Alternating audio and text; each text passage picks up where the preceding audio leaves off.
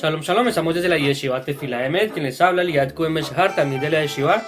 Vamos a continuar con este shiur número 4 acerca de la Megilá Esther. Este es un estudio por Abdiel Ben Oved y está reescrito, tomado también del rabino Menahem Leibtag, de lo cual se ha basado en muchas partes de este shiur del cual vamos a tocar hoy.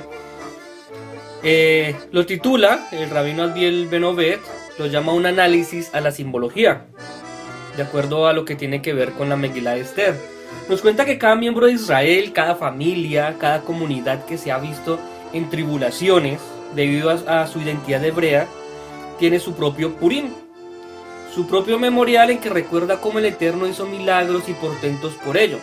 Pero la celebración de Purim simboliza particularmente la liberación de los Yehudim bajo el reinado del rey persa Ahasverosh, también conocido como el rey Asuero.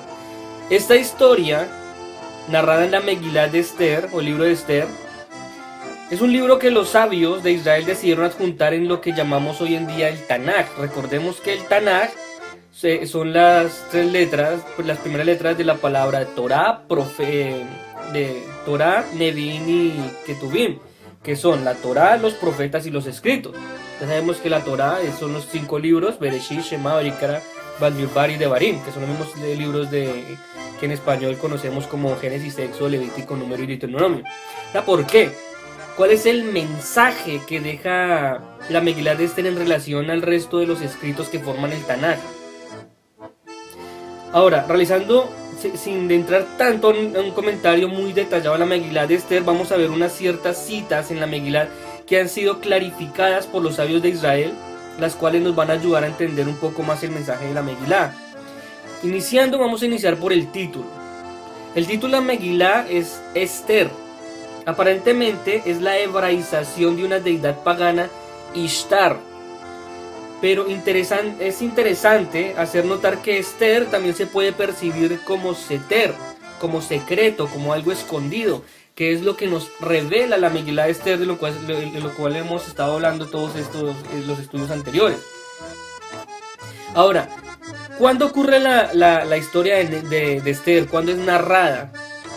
Según el capítulo 2, en el pasuk 5 y 6, dice que había en Shushan un Yehudí que se llamaba Mordejai, que había sido deportado de Jerusalén con los cautivos que habían sido deportados con Lejanía, el rey de Judá, a quien había deportado también Nabucodonosor, que se conoce como Nebuchadnezzar, rey de Babilonia. Claramente, la cita anterior es una referencia al libro del profeta Irmiyahu, 29, 1, 2.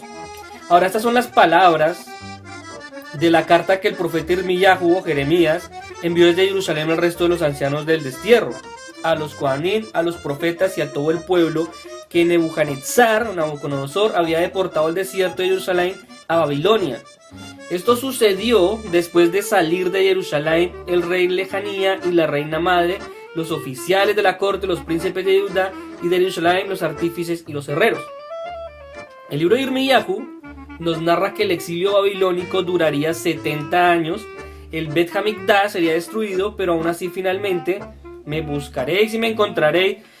Cuando me busques de todo corazón, me dejaré hallar de vosotros, declara el Eterno, y restauraré vuestro bienestar y los reuniré de todas las naciones y de todos los lugares donde los expulsé, declara el Eterno, y los traeré de nuevo al lugar de donde los envié al destierro, según el mismo libro de Irmiyahu 29, 13 y 14.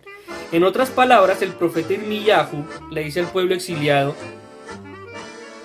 que el deseo del Eterno es que los hijos de Israel aprendan una lección y consecuentemente retornen arrepentidos a él, y de esta forma regresen a Israel nuevamente. Entonces, la historia nos dice que Babilonia cae ante Ciro, Koresh, rey del imperio persa, el cual no solo les permite a los Yehudim retornar a Israel, sino que también les permite reconstruir el Bet Hamikdash. El contexto donde sucede la historia de Purim, a pesar de que el imperio persa permitió a los Yehudim regresar a su tierra de origen, aún así miles de los Yehudim no habían regresado a Israel. Entonces, vamos a analizar una ironía de los términos alegóricos. Comprendiendo lo anterior, lo que hemos dicho, podemos adentrarnos en el texto de la Megilá y percibir cómo en el texto se usan términos alegóricos en forma irónica, como una crítica a Israel por no regresar a su tierra. Primero, Israel no retorna a Hashem. Vamos a hablar de Israel como si fuera Hashem. E Israel no retorna a Hashem, se queda en Babilonia. Dice que el séptimo día equivalen a 70 años de exilio. Entonces, busquemos en la narración. Dice que el suceso entre Vashti y el rey Ahasverosh, como el rey llamó a Vashti y esta no quiso ir, es una alegoría de la conducta de Israel ante el llamado de Hashem a retornar.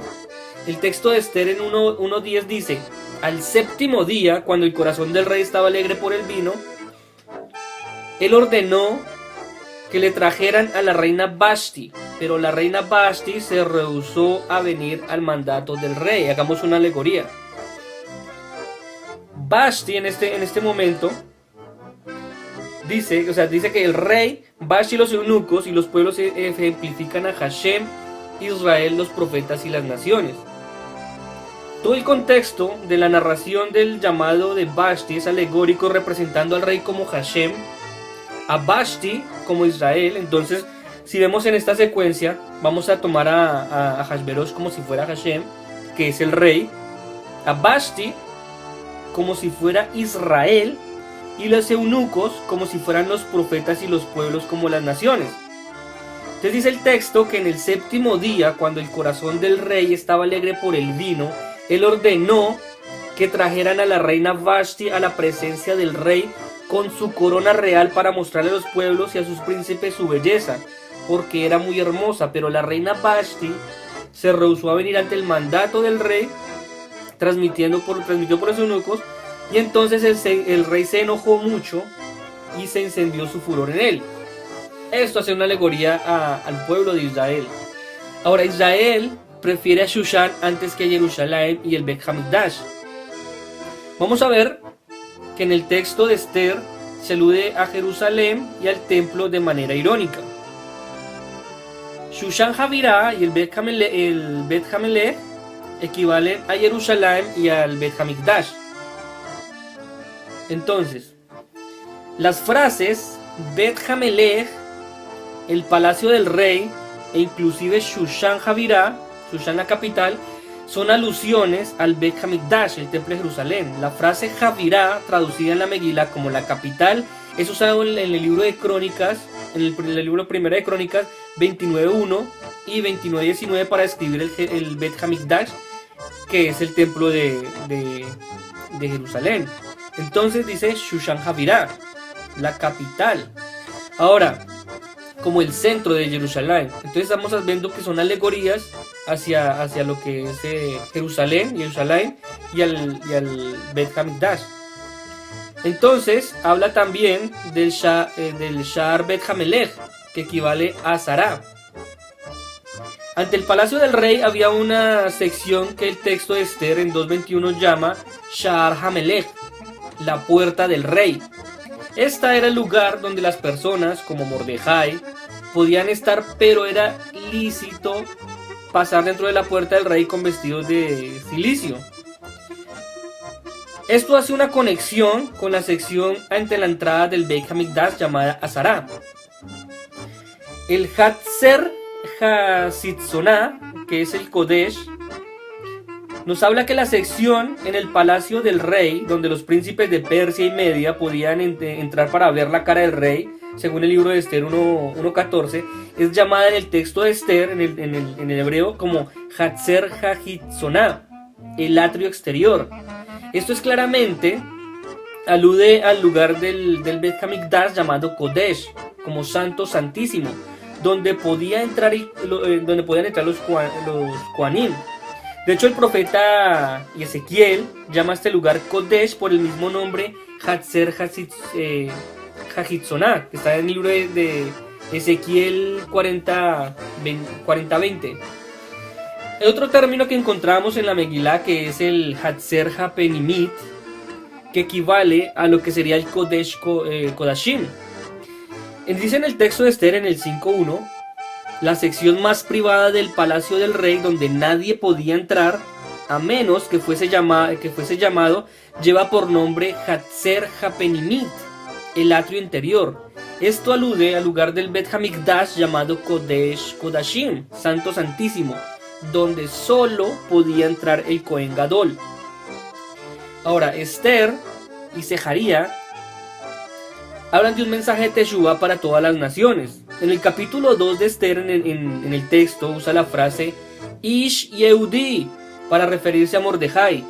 Pero quien haya leído el libro del profeta Zacarías o Seharía, recordaría que el profeta usó la misma frase diciendo: y será que vendrán pueblos y habitantes de muchas ciudades, y los habitantes de una irán a otra diciendo: vamos sin demora a implorar el favor del Eterno y a buscar al Eterno de los ejércitos. Yo también iré. Y vendrán muchos pueblos y naciones poderosas a buscar al Eterno de los ejércitos en Jerusalén y a implorar el favor del Eterno. En aquellos días 10 hombres de todas las lenguas de las naciones asistirán el vestido de un Ish Yehudi, diciendo: iremos con vosotros, porque hemos oído que Elohim está con ustedes. Según el libro Seharía 8:20-23. Ahora, es una ironía que mientras el texto de Esther comienza diciendo que aunque ya era el tiempo donde el exilio había terminado y los Yehudim podían regresar a Israel, aún así el palacio del rey Ahasverosh en Shushan había un Ish Yehudi identificado con un nombre de una deidad babilónica, que por otra parte en el texto del libro de Seharías dice todo lo contrario, que un Ish Yehudi que en lugar de asimilarse atrae al resto de las naciones a Israel, a Jerusalén y al Bet Hamikdash. Pero al final del texto de Esther todo cambia de repente y nos dice el texto que entonces Mordejai escribió estos hechos y envió cartas a todos los judíos que se hallaban en todas las provincias del rey Ahasverosh, tanto cercanas como lejanas, y ordenándoles que celebrasen anualmente el día 14 del mes de Adar y el día 15 del mismo mes, porque en esos días los Yehudim se libraron de sus enemigos y fue para ellos un mes que se convirtió de tristeza en alegría y de duelo en un día festivo. Los harían días de banquetes y de regocijo para que les enviasen porciones de comida unos a otros e hicieran donativos a los pobres. Esto es lo que conocemos como las Mishloach Manot y las Matanot Le'Evionim. Entonces la reina Esther, hija de Abigail, y Mordejai el Yehudí escribieron con toda autoridad para confirmar esta segunda carta acerca de Purim, y se enviaron cartas a todos los Yehudim, a los 127 provincias del rey Ahasverosh, palabras de Shalom y Emet para establecer estos días de Purim en sus tiempos señalados. Esto lo encontramos en el mismo libro de Esther 9:20-22 y en el 29:30. Ahora, ¿qué significan estas palabras? Estas palabras, cuando dice estas palabras, una vez más son el eco de las palabras del profeta Seharía, que leíamos y entendíamos el significado detrás de los términos Shalom y Emet. Entonces las palabras del Eterno de los ejércitos vino a mí diciendo: así dice el Eterno de los ejércitos, el ayuno del cuarto mes, el ayuno del quinto, el ayuno del séptimo, el ayuno del décimo se convertirán para la casa de Yehudá en gozo, alegría y fiestas alegres. Amad el Shalom y Emet, según Zacarías 8, 18 y 19. El mensaje de la Megilá de Esther es un mensaje de Teshuvá, de regresar a Hashem actuando con Shalom y Emet. Cuando Israel actúe en base a estos principios, la redención prevista por el profeta Zacarías o Seharía vendrá. Este mensaje de Esther aún sigue vigente hoy en día. La tierra de Israel ha sido devuelta al pueblo de Israel, pero Israel no ha querido regresar a Eretz Israel, prefiriendo lugares como Estados Unidos, como Argentina, donde vive cualquier cantidad de judíos, antes que regresar a Israel. Increíblemente, actualmente en Estados Unidos viven aproximadamente más de 6 millones de judíos religiosos, mientras que la redención final no llega. Y todo esto significa que no estamos actuando con Shalom y Emet. Pero entonces vamos a analizar qué significa Emet. Hemos repetido variamente esta palabra Emet. Emet, o la verdad, es lo puro, Emet es verdad, la esencia misma de cada cosa. Si eso lo tergiversamos o queremos tapar el sol con un dedo, entonces somos mentirosos. Por tanto, cuando decimos que la persona se adhiere al Eterno y a su Torá, que son la verdad, no podemos concebir a esta persona sin despojarse de sus pensamientos mundanos, del engaño y la falsedad. ¿Cómo la mentira y la verdad podrían convivir? Eso es imposible. No hay forma de que la mentira y la verdad vivan conjuntamente. Dijo el rey David: ¿Quién habitará en tu tienda? ¿Quién morará en tu monte santo? El que anda en la integridad hace justicia y habla verdad en su corazón. Esto lo dice el rey David en el Tehilim 15, en el Salmo 15. ¿Realmente entendimos lo que dijo David? Si nos fijamos bien, David no dijo que él hablaba verdad con su boca, sino que él hablaba verdad con su corazón. Queriendo decir que la verdad debe estar sembrada en el corazón, para que luego se muestre, como lo dijo el profeta: por cuanto este pueblo se acerca con su boca y me da honra con sus labios, pero aleja su corazón de mí. Esto lo dice Yeshayahu 29:13. Ahora, Rabbeinu Yahushua de Natsar dijo a sus discípulos: conocerán la verdad y la verdad los liberará. Esto está en el Edut HaTalmid Hahub. ¿Qué es conocer la verdad? En hebreo la palabra Da'at es traducida comúnmente como conocer, pero en realidad debe entenderse como estar experimentado, ser un experto en un tema. Es algo así como el Da'at que adquiere un profesional, el cual no necesita de libros, pues ya está experimentado en su oficio y realmente es un experto en lo que está manejando. Un médico, cuando hace una operación, él no tiene un libro al lado, porque él tiene el Da'at, el conocimiento de hacer una cirugía.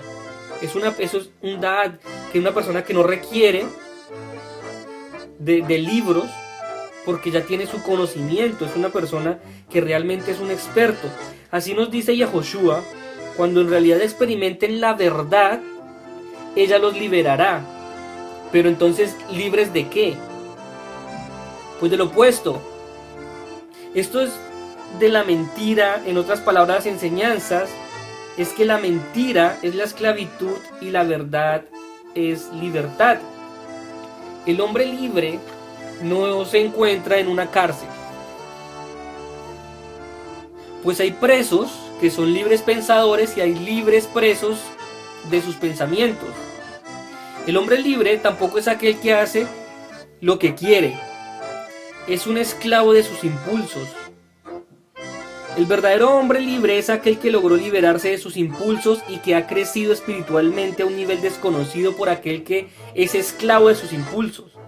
El hombre libre es el que experimentó la Torá de libertad y se liberó de su inclinación al mal, como dijo David: andaré en libertad porque busco tus mandamientos. Esto podemos referirnos al libro de Tehilim 119:45. Ahora, solo así, apartando de la mentira, la falsedad, la hipocresía, de lo que no es realidad, es que el hombre puede vivir cada aspecto de su vida acorde a la verdad, no como el carnicero que es extremista en el procedimiento de matar al animal, pero sin embargo a la hora de vender su producto no tiene las pesas justas, o de aquel que tiene pesas justas y mata al animal sin conciencia de que es su prójimo el que debe amar como a él mismo. ¿Quién comerá esta misma carne? O aquel que pide perdón al Todopoderoso y no perdona a su prójimo en su corazón. Tal persona no conoce la verdad del perdón. Ahora quiera Hashem que en estos tiempos de ayuno y celebración crezcamos en los atributos de Shalom y Emet y aprendamos todas estas cosas. Ahora, adicionalmente, tomando como una referencia, ¿por qué Mordejai en el imperio persa llevaba el nombre de una deidad babilónica, Marduk? Según el libro de Isaías 39:1, Segunda de Reyes 25:27, Mordejai no era el nombre personal del personaje en la Megilá de Esther, sino un nombre patronímico o especie de apellido que recibieron sus antepasados bajo el imperio babilónico. Entre los principales que regresaron con Zerubabel se nombra a otro Mordejai, según el libro de Esdras 2.2 y Nehemías 7.7, la razón por la que el texto no dice Marduk, sino la transliteración al hebreo Mordejai, se debe a la prohibición de mencionar nombres de las deidades. De esto se refiere esto. Ahora, ¿qué significado tienen los nombres de los 10 hijos de Amán en la Megilá de Esther? Según el rabino Mordejai Saazón, en su Sefer, en la sección llamada Ramsey Megilá, explica que Amán simboliza el Yetzer Hará, que es la inclinación al mal, y sus 10 hijos aluden a los 10 malos rangos de carácter. Su muerte provocada por Mordejai y Esther representan la anulación de tales rasgos malvados al ser vendidos por el Yetzer Tov, de la buena inclinación. Él pasa por los 10 hijos y explica el significado de cada nombre y cómo cada uno corresponde a un tipo particular de maldad. Tenemos la lista de los 10 nombres de Amán: Parshandata, Alfonas, Pasa, Porata, Eliar, Aridasa, Parmashta, Arisai, Aridai y Vaisasa. Dice que el nombre de Parshandata hace referencia a las distancias de Yetzer Hará, una persona de la Torá. Las distancias de Yetzer Hará. Ahora, Dalfón es una puerta que a malas inclinaciones hace que una persona que está realizando una mitzvah lo haga con intenciones incorrectas. Aspasa significa reunir. El Yetzer Hará le da a una persona el deseo de reunir montones de dinero para que no tenga tiempo para poder estudiar Torah o realizar mitzvot. Porasa, deletreado al revés, es una palabra utilizada por el Talmud para indicar partes privadas de una mujer. El Yetzer Hará hace que una persona desee mirar a las mujeres descubiertas. Adalía quiere decir desde levantado, sentimientos de soberbia y arrogancia. Aridasa, el Yetzer Hará se aparece a una persona que reza como un león para distraerlo. Parmashta traduce desgarra, la fuente de conexión, literalmente entrecruzada de una prenda, que existen entre otros judíos. Es la fuente de conexión que separa a dos judíos. Ahora, Arisai continuamente envenena a una persona con el veneno de la serpiente. Son personas chismosas. Aridai equivale al mal que subyuga a una persona justa con sufrimiento y preocupaciones sobre su sustento. De las personas que todo el tiempo están pensando que van a llevar de comida, que no tienen que comer y que todo el tiempo se están quejando y no ponen su fe en el Creador. Y por último tenemos a Vaisasa, que representa la amargura y que simboliza el juicio amargo y fuerte. Una persona amarga que todo el tiempo está viendo el lado negativo de las cosas, que todo está mal. Y ya con esto claro, quiero aprovechar para darles un consejo de sacar y eliminar a los 10 hijos de Amán de nuestras vidas: la incertidumbre, la envidia, la codicia, la amargura. Apartar de nosotros el Yetzer Hará y retornar a Hashem, como nos pide en la Megilá: regresemos a Hashem. Si vemos este libro como una alegoría de que los Yehudim no quieren regresar a Jerusalén, porque están cómodos en Babilonia, están asimilados, ahí tienen todo. ¿Por qué regresar a Jerusalén, donde en este momento no hay nada? Es una ciudad que estaba recién levantándose, porque recién estaban llegando los Yehudim. Entonces, si yo acá tengo todo, ¿para qué mover para allá? Hagamos la misma alegoría que nos da la Megilá de Esther. Regresemos a Hashem, veámoslo de una forma espiritual. No nos quedemos con lo mundano que nos entrega la sociedad, sino regresemos a Hashem con cosas nuevas y positivas para nuestras vidas, para nuestras familias, para nuestros hijos, para todos. Los invito a reflexionar y que este estudio les haya sido de bendición. Quien les habló, Liat Cohen Beshahar, también de la Yeshiva Tefilá Emet, y Shalom. regocíjate y canta, moradora de Sion, porque grande es, porque grande es, porque grande es en medio de ti el Santo de Israel, porque grande es, porque grande es, porque grande es en medio de ti el Santo de Israel. Baruch Hashem, בשעה טובה, עת ותקוענו, ברוך השם.